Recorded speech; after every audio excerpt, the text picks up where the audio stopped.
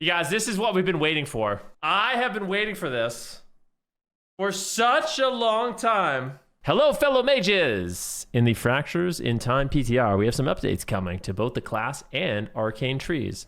We're also working on changes for fire and frost in future PTR builds. Below, we'll cover some high-level changes as well as our plans moving forward. Class. The current Mage class tree has a variety of talents which offer a variety of utility and survivability talent options, but with its current layout, a lot of the choice feels difficult to navigate. This is due to the nature of their current capstones and how impactful and important they are to the overall rotation for each of the specs.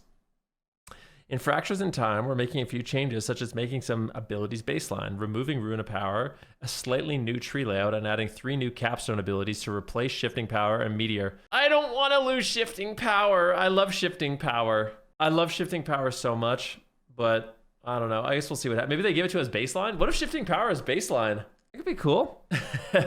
A slightly new trio and adding 3 new capstones. Okay. They're getting rid of Meteor, which is good too. We'll highlight some of these larger changes. Well, the truth is, guys, let me tell you something. Shifting Power is so good, you can never not pick it. Rune of Power. I've wanted Rune of Power gone for such a long time. We're removing Rune of Power from the class tree and shifting some of its lost power directly into all mage abilities. Thank God, man. This is what I wanted. I hate Rune of Power. While the decision to remove Rune of Power wasn't easy, yes, it was.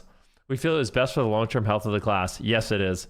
With fighting with a Rune of Power is almost mandatory to maximize your damage as a mage, and any sort of mechanic that forces you out of it for a prolonged period of time ends up feeling incredibly punishing. Yep, thank God. Not a difficult decision. I think it's a great decision. I don't think any mage is going to miss it. Fuck Rune of Power. Sorry, but that's how I feel. In Raid, Mythic Plus, and PvP, having to commit to a small space for 12 seconds is a large ask, and one that does not feel fun to play around. Agreed.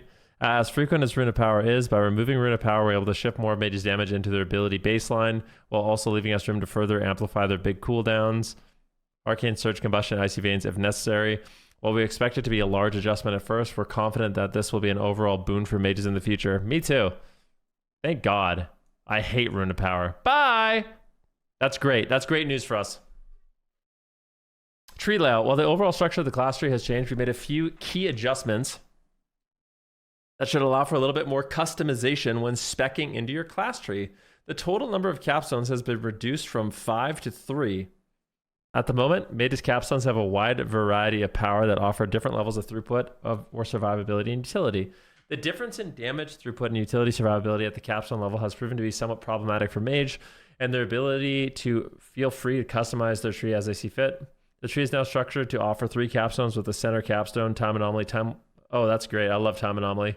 Offering the only throughput, and the left and right capstones offering different utility or survivability for you to consider based on the content you might be running. The goal here with the new structure is to offer a little bit more flexibility within the class tree and feel less mandatory to pick up both Shifting Power and Time Anomaly. Aw, I like Shifting Power. All right, new capstones. We have 3 new capstones available, which offer a different variety of gameplay choices based on the content you might be running. Ice Cold is a talent that modifies your ice block so you're able to cast while it is active. But you are no longer immune to damage and instead take greatly reduced damage for a short duration. Okay. The other 2 talents are a choice node for Mass Invisibility. Wait, what? Mass Invisibility is becoming just a mate? Like, that's not an arcane thing anymore? Arcane loses Mass Invisibility. Mass Barrier? Which, as the name, allows you to cast invisibility on your nearby allies or cast your specialization's barrier on up to 3 nearby allies. I don't like that. I don't like that Arcane is losing Mass Invisibility. I think that was a really cool, unique thing for Arcane. And what does that mean for our PvP talent? Do we get another new PvP talent or something? Mass Barrier. You can cast your barriers on your team. Okay. All right, Arcane. Going into Fractures of Time, we want to focus on giving Arcane Mages a more consistent way to deal AoE damage without having to rely on Touch of the Magi or Radiant Spark. Where quick mob deaths or a movement can greatly hinder the performance. Arcane also has a few talents that offer a variety of utility but feel inaccessible based on the position of the tree, pathing of the tree, or lack of points after filling out the chosen build. To combat this, we've shifted a few things baseline, most notably Arcane Barrage and Clear Casting, and updated the pathing on a few talents. Okay. AoE. We've reworked Orb Barrage capstone talent into something a little bit more consistent and likely familiar to Legion. Orb Barrage now Gives your arcane barrage a chance per arcane charge spent to hurl an arcane orb at your target. This talent should be a much needed way to both send out some consistent AoE damage while also giving a steady stream of arcane charge generation when fighting larger packs. We've also added a new talent, Concentrated Power, which gives more purpose to your clear cast and arcane explosion while in AoE heavy fights. This talent causes your next arcane explosion to echo an additional time for a percentage of its original damage. Okay. Well, the orb barrage sounds cool. So if you shoot out 4 arcane orbs, you're just going to AoE them. Triolite, we've also updated Arcane Street to be a little bit more flexible when trying to pick unique nodes that aren't always directly throughput. We've shifted Arcane Barrage and Clear Casting to baseline, untied Reverberate from Nether Tempest, added new connections for Nether Tempest, and removed the Arcane Power talent and folded its power into Arcane Surge. The goal with these changes is to give you a couple extra points to play with and create more positive experience as you navigate through your tree, enabling you to create a spec that fits your needs. Okay. Oh, that is true. I guess as an Arcane Mage, you're going to be able to give your whole team Prismatic Barrier to reduce CC. That's kind of funny. Okay. Fire and Frost. Well, this round, Fractures of Time include Arcane updates, Class and Arcane. Aside from the damage redistribution from Rune of Power, we have not forgotten about Fire or Frost. We do have plans for them in the upcoming PTR. Fire, at the moment, Fire suffers from one build fits all talent tree, which is problematic for a couple of reasons. The lack of choice variety gets stale after a while. Agreed.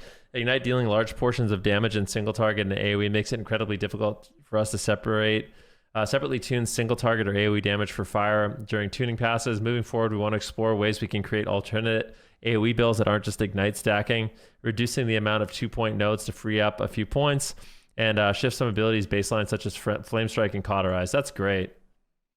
These aren't final or comprehensive changes, but hopefully give you an idea of our goals for Fire moving forward. Okay. Frost.